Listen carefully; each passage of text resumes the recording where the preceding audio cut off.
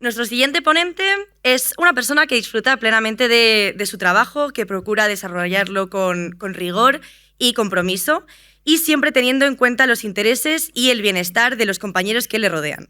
Porque él entiende que el trabajo bien hecho nace de un clima de respeto, colaboración y confianza.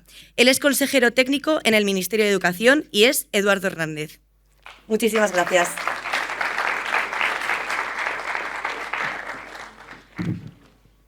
Hola, ¿sí? ¿Se me oye? Bueno, en primer lugar, muchísimas gracias a Majadahonda Joven y al Ayuntamiento de Majadahonda por invitarme a estas jornadas y porque tenía mucha ganas de volver a veros, ¿vale? ¿Y por qué digo volver a veros? Volver a veros porque, ante todo, me han presentado como consejero técnico de Educación del Ministerio de Educación, pero soy profesor, ¿vale? Entonces, fijaros que me supone más presión, no sé si es presión o emoción, ¿vale? Estar aquí con vosotros ahora, más incluso cuando estoy delante de, pues eso, altos cargos o agentes sociales, ¿no? A los que tengo que dar explicaciones, ¿no? Y justificarme. Entonces, hoy he venido a disfrutar, a hablar con vosotros, a identificarme con vosotros, a identificarme con mi compañero Eduardo, que parece que hemos escrito el guión juntos y no nos conocíamos de nada, ¿vale? Y bueno, pues un poco a rajarme la camisa, ¿no? Como dicen, y a abrirme y a hablaros de mi vida, de cómo fue, de cómo me ha ido, de cómo he llegado aquí, ¿vale? Y cómo en realidad, ¿vale? Mi vocación como tal es docente. Es por eso que he llamado a esta ponencia trayectoria multiexperiencial. Cuando me dijeron que tenía que ponerle un título, realmente no sabía cómo definirlo. No sabía si llamar el picaflores de la vida o si llamarle... no sé, no sabía cómo definirlo, ¿no? Porque he hecho muchas cosas y al final hacer muchas cosas es lo que me ha llevado aquí. Entonces, para empezar, lo que quería hablaros quería hablaros de mi vida, ¿no? Quería hablaros de cosas que yo he podido sentir y cosas que son las que me han movido a llegar a donde he llegado. Y todo parte de frustraciones y todo parte de éxitos. O sea, al final es una combinación de varias cosas las que nos llevan a ese aprendizaje. Yo, cuando tenía vuestra edad, pues era una persona que había sufrido mucho. Porque, bueno, venía de una familia desestructurada y, bueno, mi padre tenía un serio problema con el alcohol. No es nada malo hablar de ello, ¿eh? Además que os invito, ¿no? Si en algún momento alguien se siente, pues eso, dice, no puedo hablarlo esto porque es que esto me avergüenza, esto me reprime, esto me supone un esfuerzo horrible. El momento en el que yo fui capaz de hablar de este tipo de cosas, hablarlas abiertamente y hablarlas a todo tipo de personas, ya veréis qué tipo de personas son a las que me refiero. En ese momento para mí fue una liberación, porque creo que las cosas hay que hablarlas abiertamente, hay que ser sincero con uno mismo, y si uno es sincero con uno mismo, entonces estoy seguro que va a ser la mejor forma de que vosotros encontréis vuestro sitio y sepáis ubicaros, ¿vale? Entonces, yo era una persona un poco perdida en primaria, pues eso, mi casa era un desastre, yo estaba todo el día en la calle, con los amigos, para acá, para allá, tenía un hermano pequeño, y bueno, pues al final estábamos todo el día en la calle. ¿Qué pasa? Que no estudiábamos. Día tras día, pasaban los días, no estudiábamos, pasaban los años, todo suspenso, séptimo de GB, porque yo era de GB, todo suspenso, octavo de GB, todo suspenso, yo no sé por qué me pasaban, supongo que algo pasaría por ahí, que yo no me enteraba. Y cuando llega el momento en el que mi madre, que tenía un bar, ya sabéis, seguro que alguno que tengáis hostelería sabéis lo duro que es, ¿no? La hostelería. Mi madre tenía un bar y nada, pues tomó la decisión más importante y más inteligente de su vida, que fue la de separarse, ¿no? Cuando ella se separó. Entonces todo cambió para la familia. Ella hablaba por la familia, sentía por la familia, ¿no? Entonces, en ese momento que mi padre se separa de mi madre, yo de repente empiezo a vivir una paz interior, una paz en casa, que todo eso es lo que a mí, ese cambio de estado, me mueve a estabilizarme y a empezar a estudiar por mi propia cuenta, ¿vale? A interesarme por otras cosas, porque esas preocupaciones que yo tenía ya se fueron. Entonces, empecé a centrarme, empecé a tener buenas notas, tan buenas notas que ni yo mismo era consciente de lo que estaba haciendo. Todo sobresaliente, la ESO, todo sobresaliente. Ahí era otro instituto, ahí nadie me conocía, nadie me estaba aprobando por pena ni porque hubiese otro tipo de intereses. Lo estaba haciendo por mí mismo. Todo eso me reforzó muchísimo, me dio muchísima confianza, porque mi autoestima estaba a los suelos. Mi autoestima estaba a los suelos. Y ha vuelto a estar en los suelos, porque estos son etapas. Hay veces que estaréis en los suelos y otras veces que estaréis arriba. Entonces, todo eso fue cambiando. Todo fue subiendo. Yo estaba súper poderoso, ¿no? Yo veía que podía con todo. Llegó cuarto de la ESO y dije, científico-tecnológico, que eso es lo más difícil. O sea, yo iba enciscado para adelante y cuando llega bachillerato se empieza a acercar la selectividad.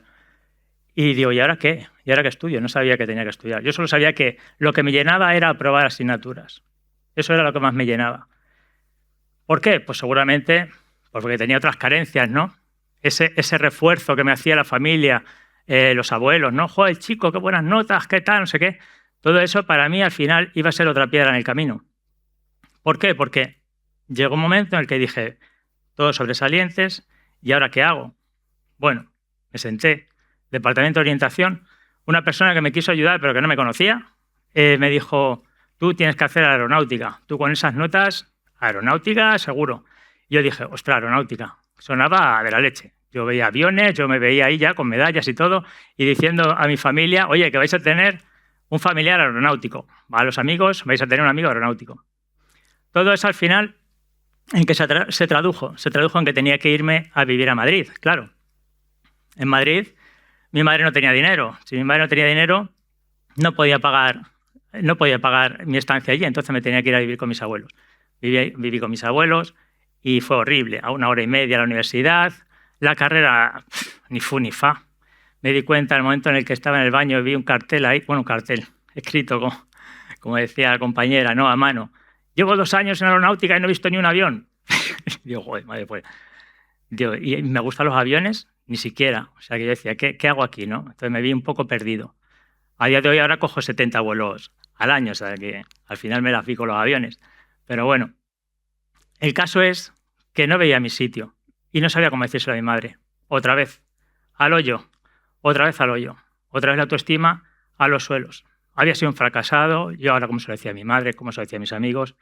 Mi madre en ese momento ya era pescadera, tenía una furgoneta del pescado y era con la furgoneta con la que iba de mi casa al AVE, porque al final acabé yendo en AVE todos los días y de vuelta a ver si eso era otra cosa que me pudiese motivar, no estar con mis abuelos. Y en la furgoneta, pues, cuando llegó un momento en que me quedé dormido en la furgoneta una vez, no quería ir a clase, y estuve así, debajo del puente del AVE como un mes, durmiendo en la furgoneta, decidiendo qué hacer con mi vida. Y dije, Eduardo, te tienes que levantar, tienes que hacer lo que sea. Y me fui y me colé en la universidad de oyente, ¿no? Y me metí en ingeniería agrícola, porque sabía que solo podía hacer ingenierías. Ya no podía hacer ni enfermería, ni podía hacer nada de nada. En fin, me metí a hacer ingeniería agrícola. El mejor de mi promoción, 4 o 5 matrículas de honor, mejor proyecto fin de carrera, todo por mi ansia de querer hacer algo, de querer terminarlo. Me resultó fácil porque venía de aeronáutica y entonces todo ya se terminó y ya tenía la formación. Empecé de ingeniero, pero me sentí un vacío enorme. Conocí a mi mujer, la conocí en un coro, luego os hablaré de ello. Mi mujer era maestra y me encantaba ir a verla. Me encantaba ver a los alumnos y cómo se relacionaba con los alumnos y lo divertido que era ese trabajo, ¿no? Y entonces ahí es cuando dije, me cachis la mar. Digo, es que a mí no supieron detectarme. Mi personalidad no es esta. Puedo ser hábil, puedo tener conocimientos técnicos, digo, pero mi personalidad no es esta. Yo donde me veo es ayudando a la gente. Entonces ahí es cuando ya empecé a reflexionar, ¿no? Y entonces fue cuando empecé, pasa la diapositiva, a decir, esto es lo que quiero ser docente. Y lo voy a intentar. Y me voy a marcar pequeños objetivos. Y empecé con pequeños objetivos, como todo, ¿eh? Cuando me dieron 20 minutos para hablar de esto, dije, madre mía, me gustaría hablar 1 hora, porque hay tantas cosas de las que hablar, de los objetivos, de la frustración. Entonces me empecé a marcar pequeños objetivos. Empecé con cursos de formación para docentes. Luego después empecé con el CAP. Empecé con las oposiciones y en el 2006 me convertí en docente. Pasé por varios cargos, profesor de tecnología, ¿vale? Ahí pues te relacionabas con los alumnos, como ahora. Ahora vamos a hablar de las capacidades, ¿no?, que desarrollas entonces. Jefe de departamento, pues al final te estás relacionando con compañeros del mismo departamento. Jefe de estudios, te relacionas con familias, con alumnos, conflictos que tienes que gestionar. Y acabé como coordinador en un centro de menores, ¿vale? Me encantaba el perfil difícil, ¿vale? Ahí es donde también yo me solía abrir tanto con los alumnos y les contaba, ¿no? Porque muchas veces nos refugiamos en eso. No, como mi vida es dura, pues entonces le pego una paliza a aquel. Vale, no, le pegas una paliza a aquel por otros motivos, no porque tu vida sea dura. Podemos hacer 1000 cosas, ¿no?, para reconducirnos. Entonces, esa gestión, ¿vale?, es algo que también teníamos que trabajar.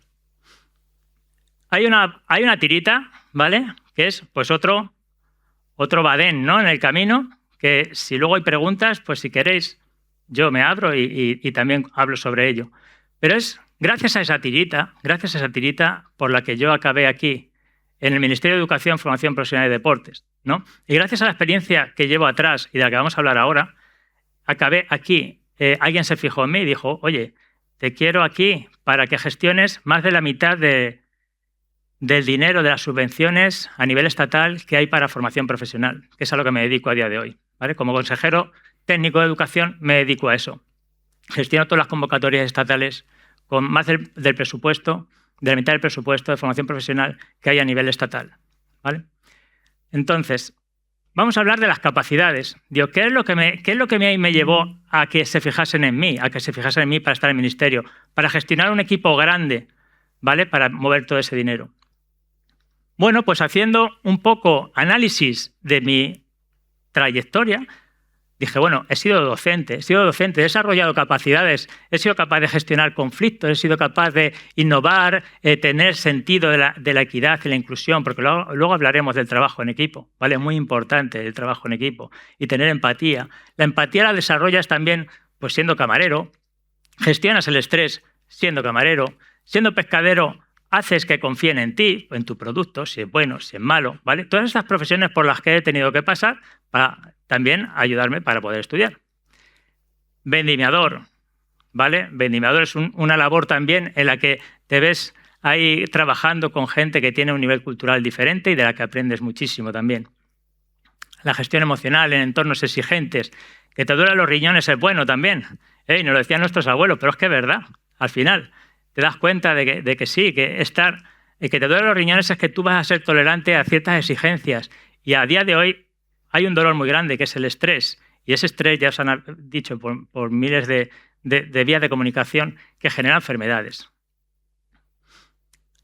Ser ingeniero, pues bueno, también tuve experiencias en trabajo en equipo, liderar ese tipo de equipos, ¿vale? Muy diferente a lo que es vendimiar. Y bueno, y el voluntariado, tan importante, que está al alcance de vuestra mano. ¿Vale? El voluntariado, os animo a todos a que hagáis voluntariado. Yo cuando era adolescente hacía voluntariado, cuidaba ancianos, estaba en Cruz Roja acudiendo en ambulancias, ayudaba a niños autistas. Todo eso te desarrolla una serie de capacidades de empatía, de visión del entorno, de gestión de tiempos, que es muy importante. Yo os animo que empecéis por ahí, porque a lo mejor, sin daros ni cuenta, con una labor de voluntariado encontráis vuestro sitio, ¿vale? Así que os animo a eso. El desarrollo de capacidades a través de las actividades que vosotros hacéis. Practico windsurf. ¿El windsurf qué me da? Pues al fin y al cabo, el windsurf lo que me da es una orientación espacial. Estar preparado para diferentes cambios. La escalada, saber gestionar los problemas que nos vayan surgiendo en la vida. El cantar o hacer teatro, pues tener empatía con el compañero, ir todos a una, trabajar en equipo, la escucha activa que hablaba antes, también los compañeros sobre ello. El voleibol, pues el voleibol también, trabajo en equipo, el saber coordinarse, ¿no? Os ponía aquí un ejemplo sobre la naturaleza, la araña, para hablar del trabajo en equipo. Conocéis muchos, las hormigas, ¿no?, las abejas, todos trabajan en equipo. Sabéis que si no es por el cúmulo de todas y cada una de ellas, no se puede trabajar en equipo. Las patas de las arañas es un claro ejemplo. Para tejer la araña necesita sus patas, unas que hacen manipulación, otras que dan sensibilidad y otras que dan estabilidad. Y hablar sobre el ego, ¿vale? Y esto es muy importante, porque ego tenemos todos, pero el ego tiene que estar equilibrado. Si el ego está equilibrado, entonces nos da confianza. Si el ego está desequilibrado, entonces lo que nos va a hacer es crear una necesidad de tener razón horrible. Eso para el trabajo en equipo es horrible, ¿vale? No se puede trabajar con el ego desequilibrado. Hay que tenerlo, pero siempre apuntando en positivo. Ese es mi equipo del Ministerio de Educación y, bueno, gracias a él todo esto se está gestionando y gracias a las habilidades que yo he ido adquiriendo atrás, ¿vale? Este equipo funciona. Y eso es así. Y lo he aprendido ahora, ¿eh? Lo he aprendido ahora. Me he dado cuenta de que todo lo vivido atrás es lo que me ha llevado a tener empatía y a saber gestionar emocionalmente lo que son momentos de mucha tensión y con mucha gente. Os hablo de la formación profesional. No sé cuántos estáis aquí que sois de formación profesional. Pues me alegro. Muchísimas gracias por levantar la mano. Súper importante la formación profesional. La formación profesional tiene muchas vías. Tiene muchas vías. ¿Por qué no me dijeron a mí formación profesional? No, porque estudiaba mucho y tenía muy buenas notas.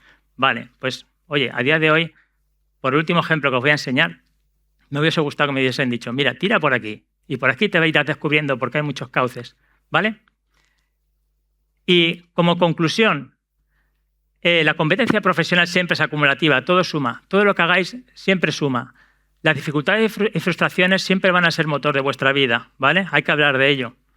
Toda experiencia aporta competencias y todo va a ser a lo largo de la vida. Trabajando mucho en la inteligencia emocional, ¿vale? Así, intentar vosotros mismos analizaros a vosotros mismos, comprenderos y ser pacientes y estudiar bien la situación. ¿Por qué nos pasan las cosas? Y aquí 2 ejemplos claros de los que quiero hablar y es con lo que voy a terminar la charla. Mi hermano es un ejemplo claro de frustración. Mi hermano era profesional, era futbolista profesional y acabó siendo bombero de la Comunidad de Madrid cuando se lesionó. Cuando se lesionó tuvo una depresión muy grande y gracias a la formación profesional acabó encontrando su vocación.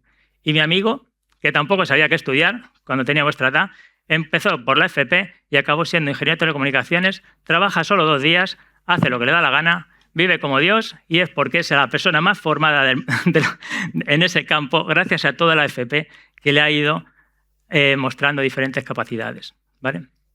Así que me hubiese gustado mucho más hablar con vosotros más despacio, ¿vale? Así que muchísimas gracias por vuestra atención.